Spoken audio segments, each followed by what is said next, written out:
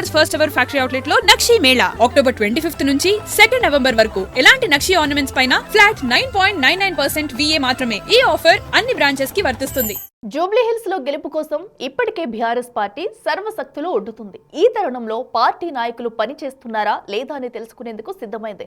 డివిజన్లలో ఎంతమంది నేతలు ప్రచారం నిర్వహిస్తున్నారు, వారు ఎవరెవరిని కలుస్తున్నారు, ఓటర్లను ఆకట్టుకునేలా ప్రచారం చేస్తున్నారా, ప్రభుత్వ వైఫల్యాలను ఏ మేరకు వివరిస్తున్నారు, గ్యారంటీ కార్డులను సైతం ప్రజలకు అందజేసి బీఆర్ఎస్ వైపునకు ఆకర్షించేలా ఎలాంటి చతురతను అవలంబిస్తున్నారనే వివరాలను సేకరిస్తున్నట్లు సమాచారం.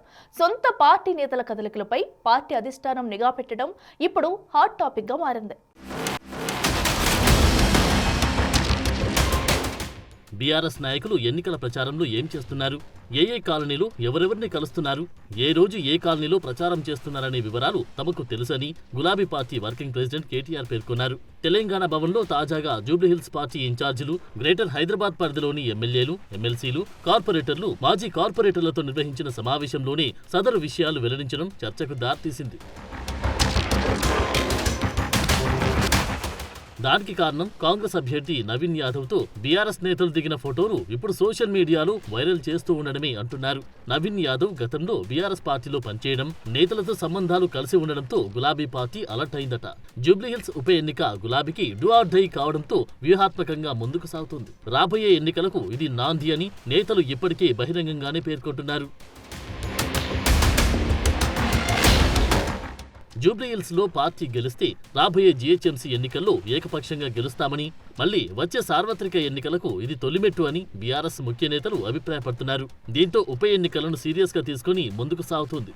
ఆ క్రమంలో సొంత పార్టీ నేతలపై నిఘా పెట్టడంపై విస్తృత చర్చ జరుగుతుంది. బాధ్యతలు అప్పగించినప్పటికీ ప్రచార సరళిపై ఆరా తీస్తుంది. ఎందుకు ఇలా చేస్తుందనేది కూడా చర్చనీయాంశమైంది. పార్టీ కోసం పనిచేస్తున్నామని నేతలు బహిరంగంగా పేర్కొంటున్నప్పటికీ పార్టీ మాత్రం నేతల కదలికలను గమనిస్తుందట.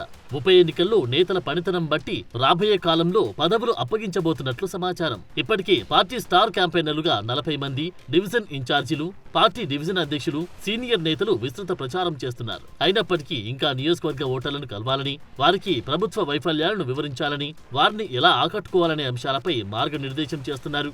ఇంకోవైపు నేతలకు హెచ్చరికలు సైతం జారీ చేస్తున్నట్లు సమాచారం. ఇప్పటికీ నేతలకు కేసీఆర్ సైతం దిశానిర్దేశం చేశారు. పకడ్బందీగా ఎన్నికల వ్యూహంతో ముందుకు సాగుతున్నారు. బీఆర్ఎస్ గత అసెంబ్లీ ఎన్నికల్లో ఓటమి చవిచూసినా గ్రేటర్లో మాత్రం తన పట్టును కోల్పోలేదు. జూబ్లీహిల్స్ లో గెలిస్తే జీహెచ్ఎంసీ పీఠం తప్పక కైవసం చేసుకోవాలనే ఆలోచనలో గులాబీ దళం పనిచేస్తోంది. బీఆర్ఎస్ అభ్యర్థి మాగంటి సునీతకు మద్దతుగా ఆ పార్టీ అధినేత మాజీ సీఎం కేసీఆర్ స్వయంగా రంగంలోకి దిగే అవకాశాలున్నాయనే టాక్ నడుస్తోంది. ఇప్పటికే ప్రకటించిన స్టార్ క్యాంపెయినర్ల జాబితాలో కేసీఆర్ పేరును పెట్టింది బీఆర్ఎస్. బీఆర్ఎస్ వెల్లడించిన స్టార్ క్యాంపెయినర్ల జాబితాలో కేసీఆర్ పేరు ఉండడం ఆసక్తికరంగా మారింది.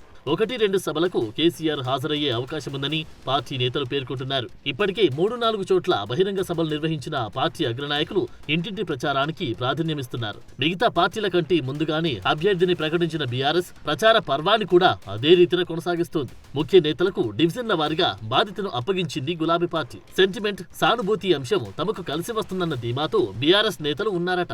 బీఆర్ఎస్ విడుదల చేసిన స్టార్ క్యాంపెయిన్ లిస్టులో మొదటి పేరు కేసీఆర్దే అవడం గమనార్హం. దీంతో గులాబీ పార్టీ వర్గాల్లో కేసీఆర్ జూబ్లీహిల్స్ ప్రచారంలో పాల్గొంటారు అని చర్చ నడుస్తోంది. ఈ నెల చివరన కేసీఆర్ జూబ్లీహిల్స్ లో క్యాంపెయిన్ చేస్తారు అన్న వార్తతో కార్యకర్తల్లో జోష్ నెలకొంది.